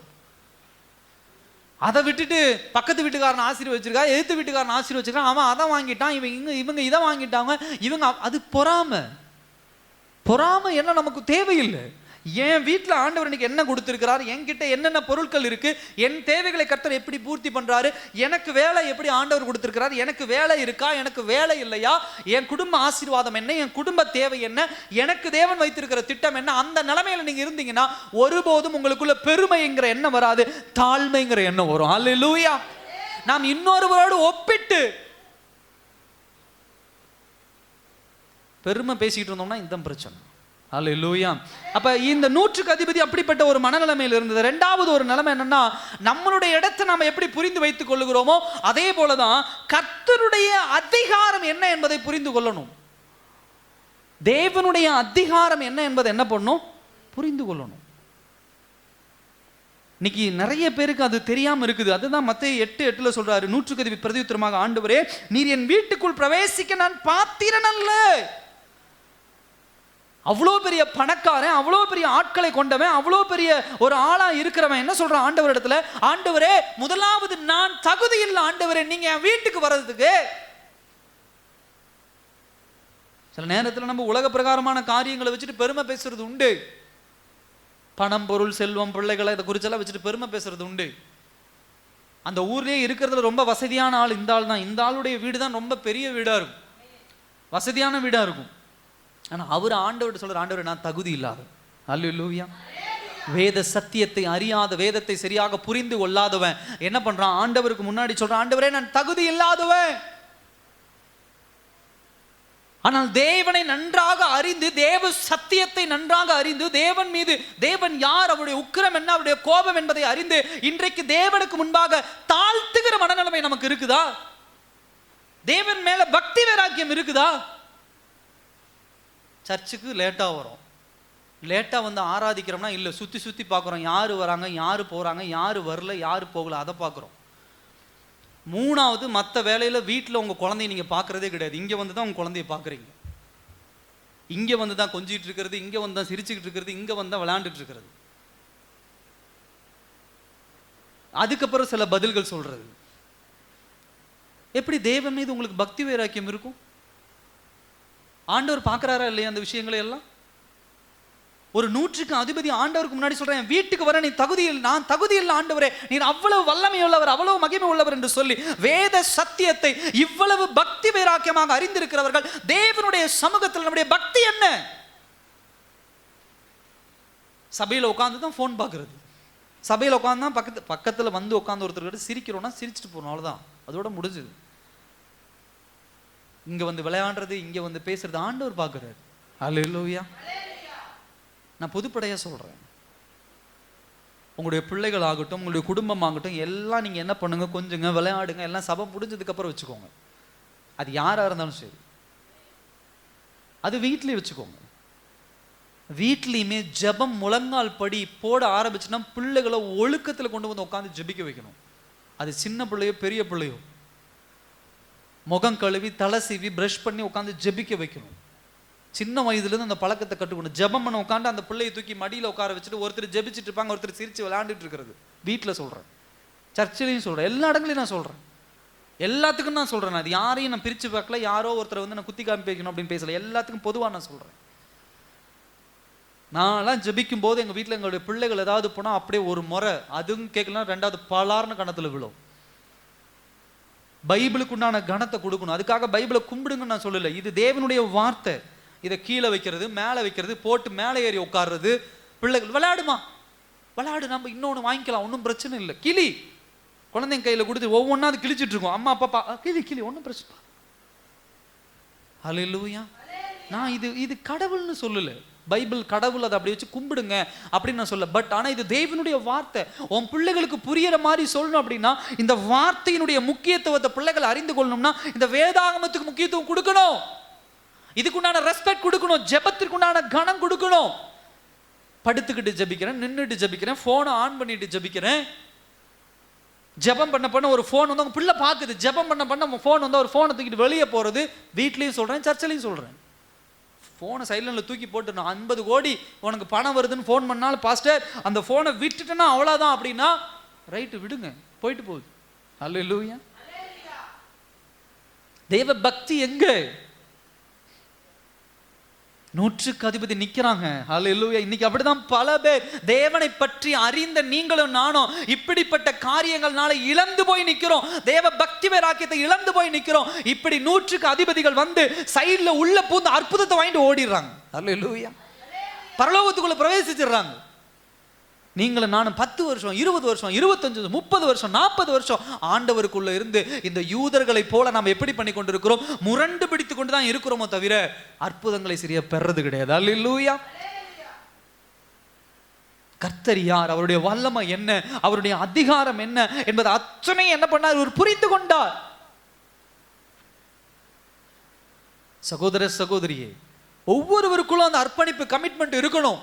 நான் ஏற்கனவே சொன்னது போல ஒரு கணவன் மனைவி அப்படின்னு சொன்னா, கணவன் மனைவி ஒரு குடும்பம், அதுல குடும்பத்துல கணவனுக்கு தலையாய கடமையை கொடுத்திருக்கிறார், மனைவிக்கு தலையாய கடமையை கொடுத்திருக்கிறார். அப்படிங்கிற ஒரு பட்சத்துல நான் எடுக்கிறதா முடிவு, நான் செய்யறதா முடிவு, என் அக்கௌண்ட்ல தான் பணம் இருக்குது, நான் என்ன வேணா செய்வேன் ஏது வேணா செய்வேன், அப்படி கிடையாது. சரீரம் ஒரு சரீரம் ஆயிட்டு நல்லா கவனிங்க. எல்லோருக்கும் இது ஒரு புத்திமதியா சொல்றேன். ஆண்டவருடைய ஆசீர்வாதம் பரிசுத்த ஆவியானவர் சொல்றாரு, கணவன் மனைவி இருக்கிறீங்க அப்படின்னு சொன்னா ₹1 செலவு பண்றீங்கன்னா 2 பேரும் சேர்ந்து தான் புரிஞ்சுதான் செலவு பண்ணணும். அல்லேலூயா. கணவன் சம்பாதிக்கிறான்னு கணவனுக்கு தெரியாம மனைவி மிரட்டி பணம் எடுக்கிறது இல்லை. மனைவி சம்பாதிக்கிறான்னு கணவன் மனைவிக்கு தெரியாம மிரட்டி பணம் எடுக்கிறது இல்லை. அப்புறம் கணவன் நான் என்ன விருப்பப்படுறனோ, நான் என்ன யோசிக்கிறனோ, எனக்கு எது தேவையோ அதை நான் வாங்கிக்கிறேன், நீ இப்படித்தான் இருக்கணும் அப்படிங்கிறது இல்லை. இந்த இடத்துல இந்த 100க்கு அதிபதி கற்றுக் கொடுக்கிற பாடம் அதுதான். ஒவ்வொருவருக்கும் மேல ஒரு அத்தாரிட்டி இருக்குது. அல்லேலூயா. நீங்க நினைக்கிற மாதிரி நான் ஒரு ஆண், அதனால நாங்க என்னையே வச்சுக்கிறேன், நான் நினைக்கிற மாதிரி எனக்கு கீழே என் மனைவிக்கு கீழே என் பிள்ளைகள், நான் தான் மேல அப்படின்னா எஸ் ஓகே, கர்த்தர் அப்படி ஒரு அதிகாரத்தை தலைன்னு ஒன்று கொடுத்துருக்காரு. பட் என் மனைவிக்கு நான் எப்படிப்பட்டவனா இருக்கிறேன்னு நான் யாருக்கு கணக்கு கொடுக்கணும்? எல்லாரும் சொல்லுங்க, யாரு கொடுக்கும்? இந்த பக்கம் தான் கடவுளுக்கு, இந்த பக்கம் சொல்லி எல்லாரும் சொல்லுங்க, எல்லாம் ஆயத்திறந்து சொல்லுங்க, யாரு கணக்கு கொடுக்கணும்? கர்த்தருக்கு கணக்கு கொடுக்கணும். நான் ஒரு அடி பலார்னு விட்டோன்னே என் மனைவி அழுதுட்டு அந்த பக்கம் போயிடலாம், அவங்களுக்கு நான் கணக்கு கொடுக்க வேண்டிய அவசியம் இல்லை. என்கிட்ட ஆண்டவர் வந்து அப்புறம் எதுக்கு உன் மனைவி அடிச்சதுக்கு நான் எங்க கணக்கு கொடுக்கணும்? அல்லேலூயா. ஆமாவா இல்லையா? உங்க கணவரை நீங்க ஏதாவது எடுத்து இட்டுட்டீங்க, உங்க கணவர் அழுதுட்டு என்ன பண்ணிட்டாரு, மூஞ்சி தொடச்சிட்டு ஐயோ என் மனைவி இட்டுட்டான்ட்டு போயிருக்கலாம். ஆனா ஆண்டவருக்கு கணக்கு கொடுக்கணும். உன் கணவர் எதுக்கு எடுத்து இட்ட? உன் கணவர் மேலே சில நேரத்தில் ஒரு உடம்பு முடியாத ஒரு சூழ்நிலை, சம்பாதிக்க முடியாத சூழ்நிலை, ஒரு மனைவி அங்கே ஒரு ஸ்டெப் எடுத்து வச்சு எல்லா விஷயங்களையும் செய்யும்போது ஒரு அதிகாரத்தை ஒரு காரியத்தை ஆண்டவர் கொடுக்குறாரு அப்படின்னு சொன்னால் அந்த அதிகாரத்தை கணக்கு கொடுப்பவர்களாக என்ன பண்ணும் இருக்கணும். அல்லேலூயா. ஸோ இந்த நூற்றுக்கு அதிபதி அழகா சொல்றார், ஆண்டவரே நீங்க என் வீட்டுக்கு வரதுக்கு பாத்திரம் கிடையாது, எனக்கு கீழே 100 பேர் இருக்கலாம், ஆனா நான் இன்னொருவர் கணக்கு கொடுக்கணும், இன்னொருவர் கணக்கு கொடுக்கணும், இன்னொருவர் கடவுளுக்கு கணக்கு கொடுக்கணும், இப்படிப்பட்ட ஒரு இடத்துல நான் இருக்கிறேன். அதே மேல நீங்க வல்லமை உள்ளவர். அல்லேலூயா. இந்த நூற்றுக்கு அதிபதி வீட்டுக்கு யாரு வரலாம்? இஸ்ரவேலை ஆண்டு கொண்டிருக்கிற அந்த மதிப்புமிக்க ஒரு ஆள் வரலாம். இந்த நூற்றுக்கு அதிபதி வீட்டுக்கு யாரு வரலாம்? உங்க வீட்டுக்கு என் வீட்டுக்கு பஞ்சாயத்து தலைவர் வரலாம். வரலாமா வர முடியாதா? சத்தமா சொல்லுங்க. வரலாம். நம்ம ஊர் எம்எல்ஏ வரலாமா வர முடியாதா? வரலாம். ஏன் வர முடியாது? அதே போல நம்ம ஊர் கலெக்டர் வரலாமா வர முடியாதா? வர முடியும். அதே போல முதலமைச்சர் வர முடியுமா வர முடியாதா? வரலாம். அதே போல பிரைம் மினிஸ்டர் வர முடியுமா வர முடியாதா? நம்ம வீட்டுக்கு முடியும். ஏன்னா அந்த இடத்துல நம்ம இருக்கிறோம். ஆனா இந்த நூற்றுக்கு அதிபதி சொல்ற பாயிண்ட் பாருங்க, என் வீட்டுக்கு யாருக்கு வர அதிகாரம் இல்லை, யாருக்கு வர தகுதி இல்லை ஆண்டவரே, இவங்க எல்லாம் என் வீட்டுக்கு வரலாம், ஆனா நீங்க வர்றதுக்கு நான் தகுதி இல்லாத ஆளு. அல்லேலூயா. புரியுதா நான் சொல்றது? அப்ப இவன் எந்த அளவுக்கு தனக்கு மேல இருக்கக்கூடியவருடைய வல்லமை என்ன, இவர்கள் எல்லோருக்கும் மேல உள்ள வல்லமை யாரு? இயேசு கிறிஸ்து. அல்லேலூயா. அப்படிங்கறத தெளிவா புரிஞ்சு வச்சிருக்கிறார். மூணாவது விஷயம் பாருங்க, இயேசுவை ஆச்சரியப்படுத்திய நூற்றுக்கு அதிபதியின் விசுவாசம். 10-12 அதுல பாருங்க, முதல் வசனம் சொல்றாரு, இயேசு இதை கேட்டு என்ன பண்ணார்? ஆச்சரியப்பட்டார். தமக்கு பின் செல்கிறவர்களை நோக்கி, இஸ்ரவேலருக்குள்ளும் நான் இப்படிப்பட்ட விசுவாசத்தை காணவில்லை என்று மெய்யாகவே நான் என்ன பண்றேன் உங்களுக்கு சொல்றேன்.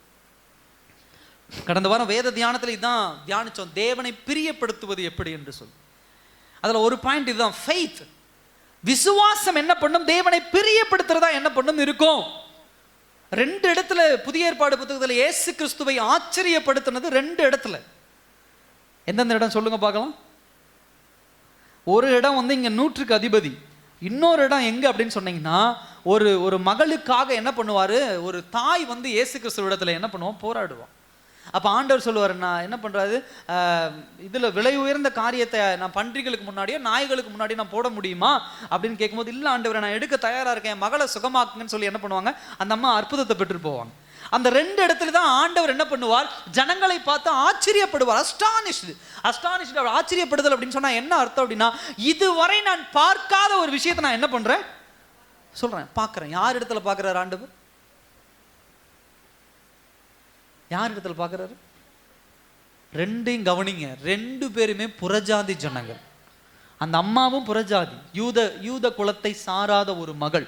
இந்த நூற்றுக்கு அதிபதியும் யூத குலத்தை சாராத ஒருவர். இவங்க 2 பேருமே யாரு? புறஜாதி ஜனங்கள். இந்த 2 புறஜாதி ஜனங்கள் இடத்துல தான் விசுவாசத்தை குறித்து யார் ஆச்சரியப்படுகிறார்? ஆண்டவர் ஆச்சரியப்படுகிறார். யாருக்காக ஆண்டவர் வந்தார்? இஸ்ரவேலருக்காக ஆண்டவர் வந்தார். யாருடைய சந்ததியிலே வந்தார்? இஸ்ரவேலருடைய சந்ததியிலே வந்தார். இயேசு கிறிஸ்துடைய வருகை குறித்து, மேசியாவுடைய வருகை குறித்து எங்க தீர்க்க தரிசனம் உரைக்கப்பட்டிருக்கிறது? யூத ஜனங்களை குறித்து உரைக்கப்பட்டிருக்கிறது. சிறு வயது முதல் வேதாகமத்தை கற்று தேர்ந்தவர்கள் யாரு? யூதர்கள். ஆனா இவங்க எல்லோரும் இயேசுவை வெறுக்க ஆரம்பித்தார்கள். இயேசுவை கொலை செய்ய என்ன பண்ணார்கள்? வகை தேடினார்கள். ஆனா அதே சமயத்துல புறஜாதி ஜனமாக இருந்தவங்க 2 பேரும் இவருடைய அதிகாரத்தை, இயேசுவினுடைய அதிகாரத்தையும் வல்லமையும் அறிந்து அவருக்கு முன்னாடி என்ன பண்ணாங்க? விசுவாசத்தை காட்டி அவரை என்ன பண்ணார்கள்? பிரியப்படுத்தினார்கள். அல்லேலூயா. பிரியப்படுத்தினார்கள். தான் பிறந்த ஊர்ல, மார்க் 6 வீட்டுல போய் வாட்சி பாருங்க, தான் பிறந்த ஊர்ல என்ன பண்றாங்க அப்படின்னா, ஜனங்கள் இயேசுவை ஏற்றுக்கொள்ளல. விசுவாசம் இல்லாமல் கர்த்தரை பிரியப்படுத்துவது அரிது. உங்க பேக்ரவுண்ட் என்னன்னு ஆண்டவர் பார்க்க மாட்டார். நீங்க எப்பேற்பட்ட ஆள் ஆண்டவர் பார்க்க மாட்டாரு. உங்க திறமை என்ன ஆண்டவர் பார்க்க மாட்டாரு. உங்களுடைய மற்ற காரியங்களை ஆண்டவர் பார்க்க மாட்டாரு. கர்த்தர் உங்களிடத்திலும் என்னிடத்திலும் பார்க்கிற ஒரே ஒரு விஷயம் என்ன? விசுவாசம், ஃபெய்த். விசுவாசம்னா என்ன? இன்னைக்கு இருக்கிறது சொல்ற ஒரு வார்த்தை, விசுவாசம்னா என்ன? கர்த்தர் செய்வாருங்கிற எனக்கு நம்பிக்கை இருக்குதுங்க, அதுதாங்க விசுவாசம். என் ஆண்டவர் பார்த்துக்குவாருன்னு எனக்கு நம்பிக்கை இருக்குதுங்க, அதுதாங்க விசுவாசம். அந்த இடத்துல நின்றோம். இல்ல, விசுவாசம் என்பது என்ன தெரியுமா? தாழ்மை. அல்லேலூயா. என்னால முடியாது என்பதை உணர்ந்து, கர்த்தருடைய வல்லமையை உணர்ந்து அறிக்கை இடுவதுதான் ஒரு முழுமையான விசுவாசமோ தவிர, உங்களை தூக்கி ஓரமா வச்சுட்டு கர்த்தர் செய்வார் கர்த்தர் செய்வார்னு சொல்லிக்கிட்டு இருக்கிறதுல விசுவாசம். நீங்க உன்னை முதல்ல தாழ்த்தணும், உங்க நிலைமையை முதல்ல புரிந்து கொள்ளணும். இன்றைக்கு தேவ பிள்ளைகள் விசுவாசம்ங்கிற ஒரு வார்த்தையை வாயில அறிக்கை இடுகிறோமோ தவிர, தங்களுடைய பிராக்டிக்கல் லைஃப்ல அதனுடைய அடையாளமாகிய தாழ்மை இல்லை.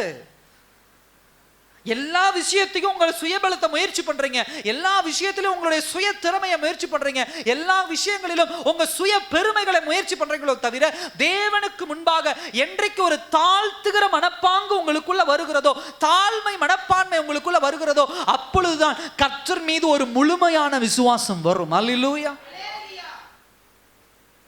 என் நிலைமை என்ன, என் இடம் என்ன, என்னுடைய சூழ்நிலை என்ன, நான் எவ்வளவு தூரம் போக முடியும், நான் எவ்வளவு தூரம் வர முடியும், என்னுடைய லைன் என்ன. அல்லேலூயா.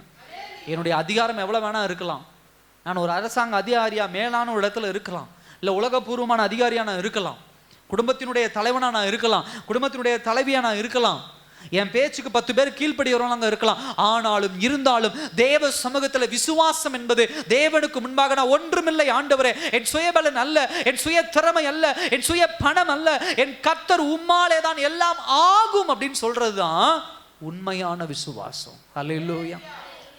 அதை தான் 100க்கு அதிபதி சொல்றான். ஆண்டவரே எனக்கு கீழே 100 பேர் இருக்கான்ப்பா, நான் போன்னு சொன்னா போவான், வான்னு சொன்னா வருவான், நான் என்ன சொன்னாலும் வேலை செய்ய ஆளுங்க இருக்கிறாங்க, ஆனாலும் என் வீட்டுக்கு வர்றதுக்கு நான் தகுதி இல்லாதவன் ஆண்டவரே. அல்லேலூயா. நான் தகுதி இல்லாதவன், நீ சுகமாக்க வல்லமை உள்ளவர் என்கிற தேவ சமூகத்துல வந்து நிக்கிறான். 8வது வசனத்துல அவன் சொல்றான், என் வீட்டுக்குள் வரவேற்க நான் பாத்திரன் அல்லப்பா அப்படின்னு சொல்லிட்டு 10வது வசனம் சொல்றான். 10வது வசனத்துல பாக்குறோம், தமக்கு பின் செல்லுகிறவர்களை நோக்கி இஸ்ரவேலருக்குள்ளும் இப்படிப்பட்ட விசுவாசத்தை நான் என்ன பண்ணல. நல்லா கவனிங்க, எதுல ஆண்டவர் இப்படி ஆச்சரியப்பட்டு விசுவாசத்தை பாயிண்ட் அவுட் பண்றாரு அப்படின்னு சொன்னா இவனுடைய தாழ்மையை தான் அங்க பேசுறாரு ஆண்டவர். அல்லேலூயா. உங்களுக்குள்ள தாழ்மை என்ன என்கிற காரியம் வந்தாதான், ஹம்பிள்னஸ் வந்தாதான் உங்களுடைய விசுவாசம் வரும். விசுவாசம் வந்தாதான் தேவனிடத்துல கிட்ட நெருங்கி சேருவீங்க. ஜெபம் பண்ணலன்னா பெருமைங்கிறதுக்கு அர்த்தம், ஜெபம் பண்ணல அப்படின்னு சொன்னா திமிர் அப்படிங்கிற ஒரு அர்த்தம். ஜெபம் பண்ணல அப்படின்னு சொல்றதுக்கு என்ன அர்த்தம் தெரியுமா? வேத வசனத்தை வாசிக்கல அப்படிங்கிறது எனக்கு நேரம் இல்லைன்னு சொல்றீங்க, நேரம் இல்லை இல்ல, அதுக்கு பேர் என்ன தெரியுமா? பெருமை. அல்லேலூயா. கடினமா இருக்கும், கவனிங்க. சில பேர் கேட்கும்போது, ஏங்க ஐயா ஜெபம் பண்ணலையா? நேரம் இல்லைங்க ஐயா, முடியலைங்க ஐயா. பெருமை. வேத வசனம் வாசிக்கலையா? நேரம் இல்லைங்க ஐயா, முடியலைங்க ஐயா. பெருமை. அது என்ன அர்த்தம்? என்ன பெருமை? எனக்கு வேற வேலை முக்கியமா இருக்குதுங்க ஐயா, வசனத்தை விட ஜெபத்தை விட வேற வேலை எனக்கு முக்கியமா இருக்குது. என் ஃப்ரெண்ட்ஸோட நான் பேசணும், சேட் பண்ணணும், மொபைல்ல நான் வீடியோ பார்க்கணும், யாரோடையாவது ஃபோன் பண்ணி நான் பேசணும், நான் தூங்கணும், நான் சாப்பிடணும், இதெல்லாம் எனக்கு முக்கியமான வேலை. அப்ப ஜெபம்ங்கிறது எனக்கு நேரம் இல்லை, வேதவசனம் வாசிப்புங்கிறது எனக்கு நேரம் இல்லை, தேவனை சார்ந்திருப்பதில் எனக்கு நேரம் இல்லை. அல்லேலூயா. சொல்றது உங்களுக்கு புரியுதா? உங்களுடைய ஆவிக்குரிய வாழ்க்கையில எளிமை உள்ளவர்கள் அப்படின்னு சொன்னா எல்லாவற்றையும் ஒதுக்கி வைத்துட்டு தேவனுக்கு முக்கியத்துவம் கொடுக்கிறது என்ன? தாழ்மை, ஹம்பிள்னஸ். அதுதான் விசுவாசம்ங்கிறது தாழ்மையினுடைய அடையாளமாக பார்க்கப்படுகிறது. ஹல்லேலூயா. அதே போலதான் 11ஆம் வசனத்துல சொல்லப்படுகிறது. என்ன சொல்றாரு அப்படின்னு சொன்னா, faith alone saves. அநேகர் கிழக்கிலும் மேற்கிலும் இருந்து வந்து பரலோக ராஜ்யத்துக்கு ஆபிரகாம், ஈசாக்கு, யாக்கோபு என்பவர்களோடு பந்தி இருப்பார்கள். ராஜ்யத்தின் புத்திரரோ புறம்பே இருளிலே தள்ளப்படுவார்கள், அங்கே அழுகையும் பற்கடிப்பும் உண்டுன்னு சொல்லிட்டு சொல்றாரு. நீ போகலாம், உன் விசுவாசத்தின்படியே உனக்கு என்ன பண்ணுது? ஆக கெடுவது. ஹல்லேலூயா.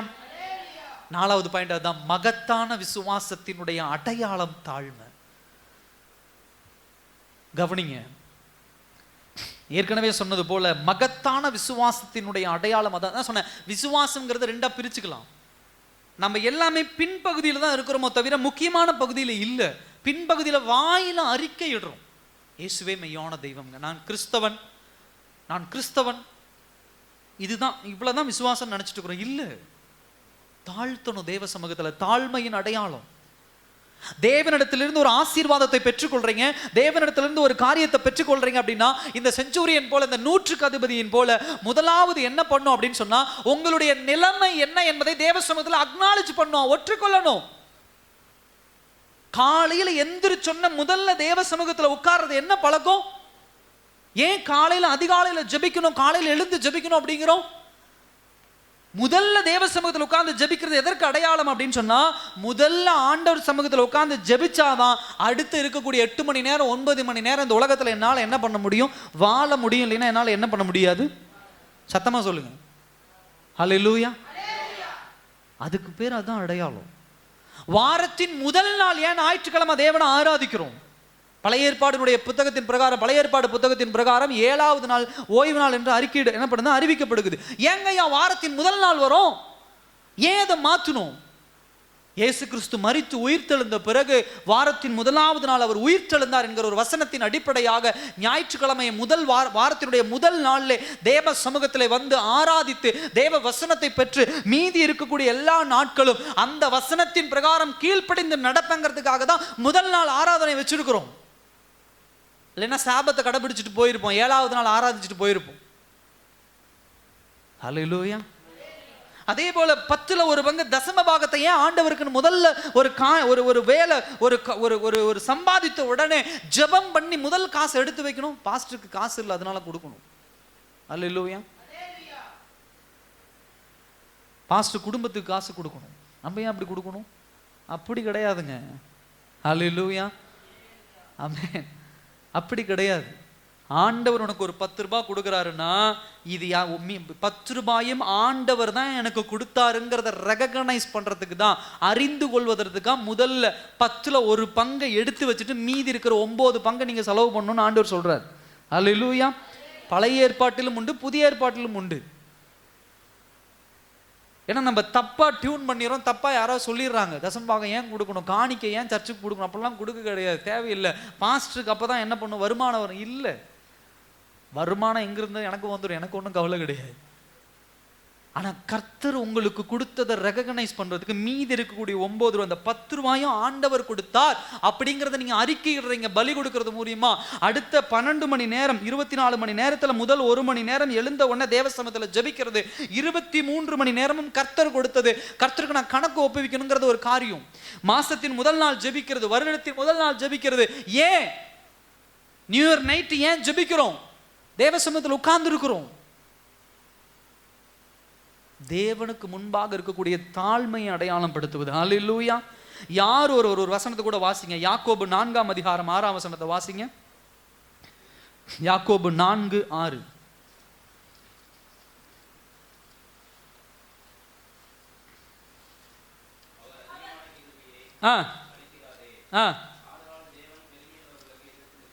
அவன் அதிகமான கிருபையை அளிக்கிறாரே, ஆதலால் தேவன் பெருமை உள்ளவர்களுக்கு என்ன பண்றாரு? அப்ப நல்லா கவனிங்க, அதிகமான கிருபையை ஒருத்தன் தேவனிடத்திலிருந்து பெறணும்னா என்ன பண்ணணும்? தாழ்மை இருக்கணும். தேவனிடத்துல தன்னை தாழ்த்துக்கிறவனா என்ன பண்ணணும்? இருக்கணும். டிவைன் ஃபேவர் நமக்கு என்ன பண்ணணும்? கிடைக்கணும். இன்னொரு வசனத்தை கூட வாசிங்க. நான் இன்னும் ஒரு பாயிண்ட் இருக்கு, நான் முடிச்சிடுறேன். நீதிமொழிகள் 16:18 வாசிங்க. நீதிமொழிகள் 16:18.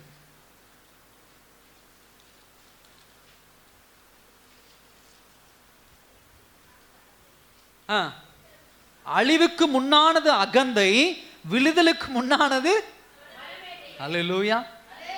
அழிவுக்கு முன்னானது அகந்தை, விழுதலுக்கு முன்னானது மனமேட்டிமை. தெளிவா புரிஞ்சுக்கணும் சகோதர சகோதரி. ஆவிக்குரிய தாழ்மை எந்த மனுஷனுக்குள்ள இருக்குதோ அவன் தான் மாம்சத்திலையும் தாழ்மை வரும். மாம்சத்துல தாழ்மை உள்ளவன் அப்படின்லாம் ஒரு மனுஷனை என்ன பண்ண முடியாது, ஒரு மனுஷனை டியூன் பண்ண முடியாது, அது நடிப்பு. அல்லேலூயா. சத்தமா சொல்லுங்க. ஆவிக்குரிய தாழ்மை இல்லாதவன் உலகத்துல தாழ்மை உள்ளவனை போல தன்னை காட்டிக் கொள்ளுகிறான் அப்படின்னா அது நடிப்பு. அவனுக்கு ஏதாவது ஒண்ணு தேவைப்படும், ஏதாவது ஒண்ணு காரியம் வாய்க்கும், அந்த காரியம் வாய்க்கல, அந்த காரியம் நடக்கலைன்னா அவனை எதிர்த்து நிற்க ஆரம்பிச்சிருவான். அதான் சொல்றேன், அதான் மாம்சத்துல நம்ம காட்டுறது நடிப்பு. அது தம்பிக்கிட்ட எனக்கு ஏதாவது ஒரு காரியம் ஆகணும் அப்படின்னு சொன்னா, சாப்பிட்டியாப்பா, தண்ணி குடிச்சியாப்பா, பார்த்து விழுந்துடாதப்பா, முள்ள நடப்பா, மேலே ஏறுப்பா, கீழே இது பண்ணி இப்படி அது நடிப்பு. இந்த பிள்ளைகள் என்ன பண்ணுவாங்க, சில நேரத்தில் அப்படி பண்றது உண்டு. அப்பாவை ஏதாவது அப்பாட்ட ஒரு பொருள் வாங்கணும், ஏதாவது பண்ணணும்னா டக்குன்னு தண்ணி கொண்டு வந்து கொடுப்பாங்க, டக்குன்னு சாப்பாடை கொண்டு வந்து கொடுப்பாங்க. சில காரியங்களை டக்குன்னு அப்படி செய்யறது உண்டு. அதெல்லாம் வாங்கி கொடுக்க முடியாது, அதெல்லாம் பண்ண முடியாது, போ அப்படின்னு சொல்லிட்டு மறுபடியும் தண்ணி கொண்டு வாங்க போப்பான்ட்டு போயிடுவாங்க. அதுக்கு பேர் என்ன? நடிப்பு, ஆக்டிங். அப்ப ஆவிக்குரிய வாழ்க்கையில எளிமை இல்லாதவர்கள், தாழ்மை இல்லாதவர்கள் மாம்சத்துல தாழ்மை உள்ளவர்களாக எளிமை உள்ளவர்களாக 100க்கு 100 இருக்க முடியாது. அப்படி இருக்கிறதை போல காண்கிறான்னா அது நடிப்பு. அவங்களுக்கு உங்க கிட்ட ஏதாவது ஒரு காரியம் நடக்கணும், அல்லேலூயா, அந்த காரியம் நடக்கலைன்னா உங்களை விட்டு விலகிடுவாங்க. நான் சொல்றது புரியுதா உங்களுக்கு? அப்ப ஆவிக்குரிய தாழ்மை என்னங்க அப்படின்னு சொன்னா, தேவ சமூகத்தில் ஜெபிப்பது. நீங்க தேவனுக்கு முன்பாக உங்களை தாழ்த்த ஆரம்பிச்சிட்டீங்கன்னாவே, தேவனுக்கு முன்பாக ஒப்பு கொடுக்க ஆரம்பிச்சிங்கனாவே, தேவனுக்கு முன்பாக கீழ்ப்படி ஆரம்பிச்சிட்டீங்கன்னாவே, தெளிவா ஒரு காரியத்தை பிடிச்சிருங்க, மனுஷனுக்கு முன்பாக உங்களை ஆட்டோமேட்டிக்கா தாழ்த்த ஆரம்பிச்சிருவீங்க. மனுஷனுக்கு முன்பாக உண்மை உள்ளவனா இருக்க ஆரம்பிச்சிருவீங்க. ஹல்லேலூயா. ஸோ அந்த விஷயத்துல ரொம்ப என்ன பண்ண கவனம். ஏன்னா பெருமை என்ன பண்ணாது, ஆவிக்குரிய வளர்ச்சிக்கு ஒரு பெரும் தடை, ஜெபத்துக்கு ஒரு பெரும் தடை. ஜெபம் பண்ணுங்கன்னா நீ என்ன சொல்றது, நான் என்ன ஜெபிக்கிறது? வேத தியானத்துக்கு பாஸ்ட்டுக்கு என்ன தெரியும்? பெரிய பைபிளை பத்தி தெரியுமா? நீங்க அவங்களுக்கு தெரியும், உங்களுக்கு தெரியும், இதுல தெரியும், அதுல தெரியும், எனக்கு தெரியும், அவனுக்கு தெரியும். நான் பாஸ்ட்டு என்ன போய் நான் கேட்கறது? பாஸ்ட் சொல்றது என்ன நான் கேட்கறது? அந்த ஐயா சொல்றது நான் என்ன நான் கேட்கறது? எங்க அப்பா சொல்றது நான் என்ன நான் கேட்கறது? அப்படி இல்லை. அதே போல இன்னொரு வசனம் இருக்கு, சங்கீதம் 51:17 வாசிங்க. இதெல்லாம் முக்கியமான வசனம். சங்கீதம் 51:17.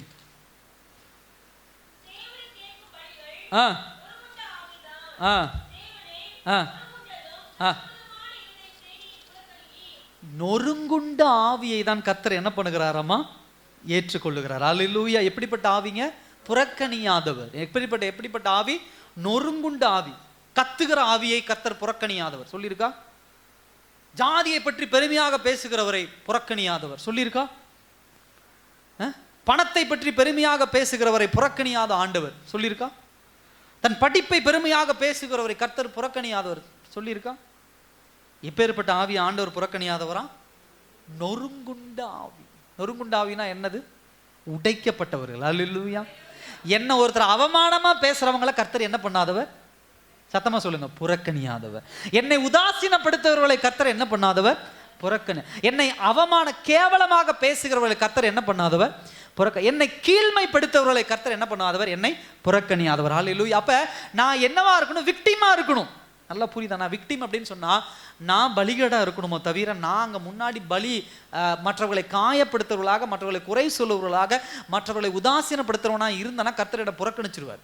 அப்ப என்னங்க, உங்களை ஒருத்தர் புறக்கணிக்கிறாங்களா, கர்த்தர் என்ன பண்ணாரு? உங்களை புறக்கணியாதவர்.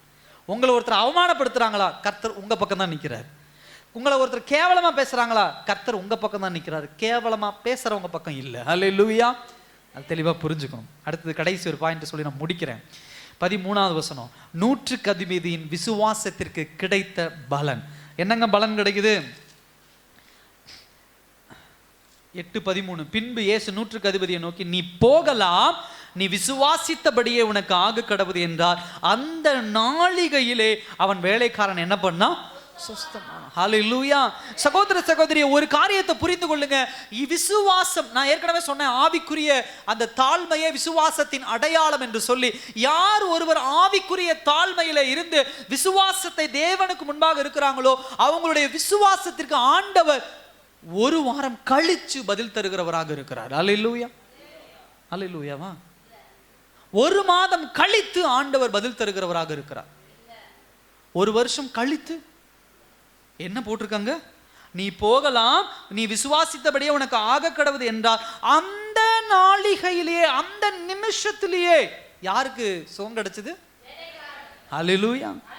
அப்ப என் அற்புதத்தை நான் பெற்றுக்கொள்ளாமல் என் வாழ்க்கையில் அற்புதம் நடக்க மாட்டேங்குது, என் வாழ்க்கையில் அதிசயம் நடக்க மாட்டேங்குதுன்னா யார் காரணம்? சொல்லுங்க. நீங்க சொல்லணும், யார் காரணம்? எல்லாரும் சொல்லுங்க, யார் காரணம்? ஆண்டவர். ஒருவேளை ஆவிக்குரிய தாழ்மையினுடைய அடையாளம், விசுவாசத்தின் வெளிப்பாடு என்கிட்ட இருந்து நான் ஆண்டவருடைய சமூகத்துல போய் ஜெபிச்சேன்னா என்ன நடக்கும்? என்ன நடக்கும்?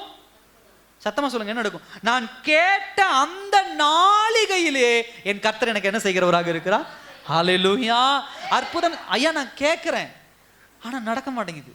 ஐயா நான் ஜெபிக்கிறேன் ஆனா நடக்க மாட்டேங்குது. ஐயா நான் உபவாசம் இருக்கிறேன் ஆனா நடக்க மாட்டேங்குது. நான் கிறிஸ்தவன் என்று வெளியே சொல்லிக்கிறேன், நான் நடக்க மாட்டேங்குது. அப்ப என்ன அர்த்தம்? 100க்கு அதிபதி கேட்ட உடனே ஆண்டவர் அற்புதம் செய்யறாரு, நான் கேட்டுக்கிட்டே இருக்கிற ஆண்டவர் அற்புதம் செய்யல அப்படின்னா 100க்கு அதிபதி தன்னை தாழ்த்தினா, தேவ பிள்ளைகளாக நீங்களும் நானும் நம்ம என்ன பண்ணல? இந்த உலகத்துல தாழ்த்தல.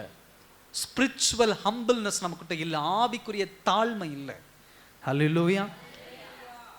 வேலை செஞ்சுக்கிட்டு இருக்கிறேன், ஜெப நேரம், வேலையை போட்டுட்டு ஜெபத்துல வந்து உட்கார்னா என்ன அர்த்தம்? என் வேலையை காட்டிலும் எது உயர்ந்தது? ஆவிக்குரிய தாழ்மை. முக்கியமான ஒருத்தவங்க ஃபோன் பண்றாங்க, ஏதோ ஒரு இதில் நான் பார்த்துட்டு அவங்க ஃபோன் பண்றாங்கன்னு, ஆனால் ஆண்டவர்கிட்ட நான் ஜெபிச்சுட்டு இருக்கிறேன். அப்படிங்கும்போது இந்த ஃபோனை நான் எடுக்காம, அந்த ஃபோனை அப்படி திருப்பி வச்சுட்டு இல்லை அந்த ஃபோனை நான் கண்டுக்காம ஜெபிச்சுக்கிட்டே இருக்கிறேன்னா என்ன அர்த்தம்?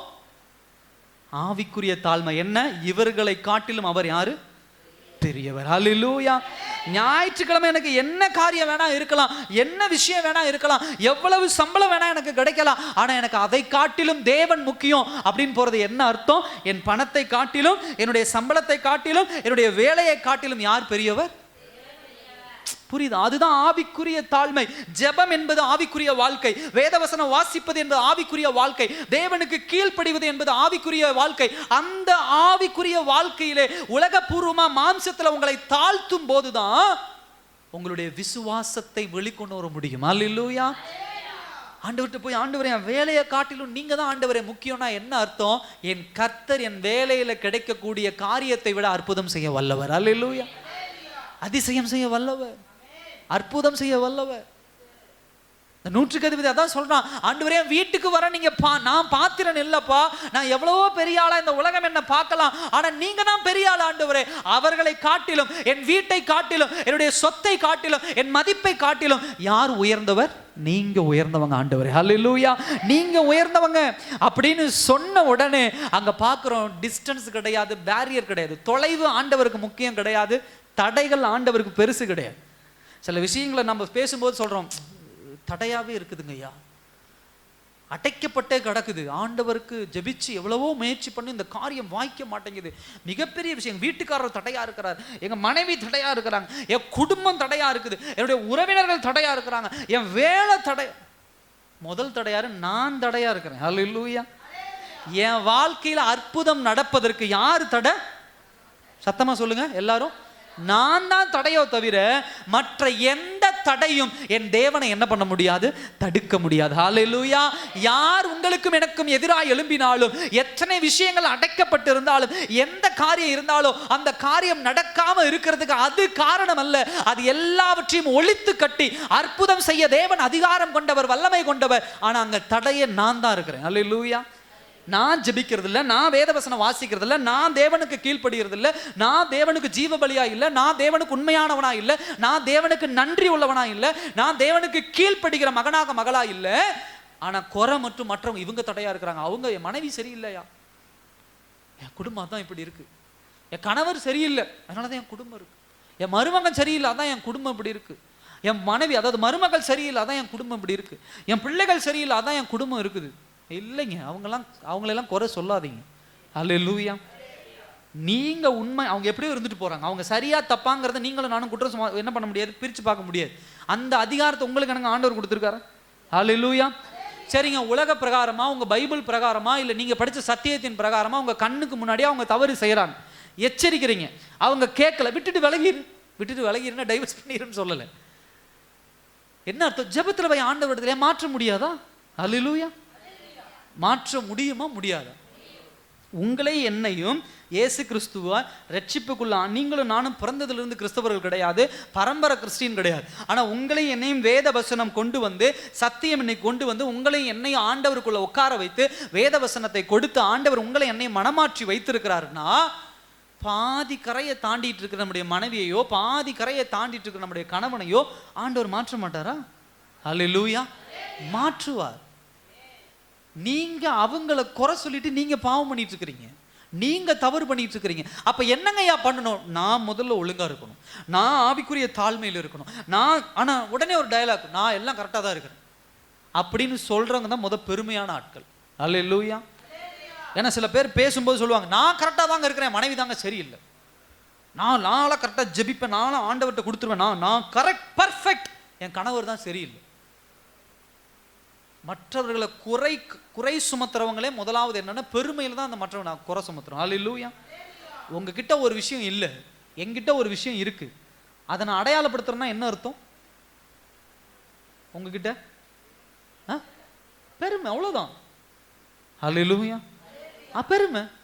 நான் 2 மணி நேரம் ஜெபிக்கிறேன் பாஸ்டர், என் மனைவி ஜெபிக்கிறதே இல்லை, ஒன்னுத்துக்கும் லாக்கி இல்லை, ஒன்னுத்துக்கும் இல்லை அப்படின்னா நீ ஜெபிக்கிற 2 மணி நேரத்தை குறித்து உனக்குள்ள என்ன? அல்லேலூயா. அப்ப ஆவியில எளிமை உள்ளவர்களா? இல்லை. நான் உபவாசம் இருக்கிறேன் பாஸ்டர், எங்கள் வீட்டுக்காரர் உபவாசமே இருக்கிறதில்ல, அதனால தான் அவர் குடும்பம் இப்படி இருக்குது. அவர் குடும்பம் யாரும், உன் குடும்பம் எல்லாம் ஒரே குடும்பம் தான், அதனால தான் இப்படி இருக்குது குடும்பம்.